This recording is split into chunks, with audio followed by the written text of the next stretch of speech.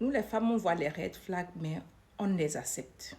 La femme voit toujours les red flags, mais elle se dit que ça va s'améliorer, la personne va changer. On ne change pas un homme. Un homme qui veut changer, change de lui-même. Un homme peut accepter de se changer juste à cause de toi. Et puis, après, il va rencontrer une autre femme et puis reprendre ses mauvaises habitudes. Un homme qui veut changer, change de lui-même. Tu ne peux changer. On ne peut jamais changer un homme.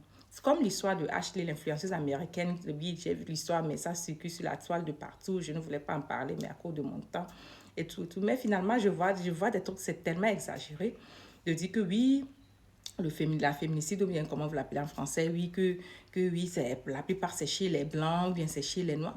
Arrêtez tous ces mascarades-là. Vous savez que dans notre communauté, c'est encore plus pire que de nos jours, que chez les caucasiens, que ce soit la communauté verte, jaune, bleue ou blanche ou noire. Oui, chez nous, c'est encore plus pire. C'est parce qu'aujourd'hui, c'est le temps des réseaux sociaux qu'on entend beaucoup. Sinon, avant, ça se passait encore plus pire et que personne ne pouvait pas en parler. Comme l'histoire d'Ashley, l'influenceuse américaine que tout le monde connaît, ou bien tout le monde est aujourd'hui au parfum de cette histoire-là, qui s'est fait ôter la vie par son conjoint ou bien son fiancé. Vous voyez, bon, c'est une femme qui a sûrement vu les red flags.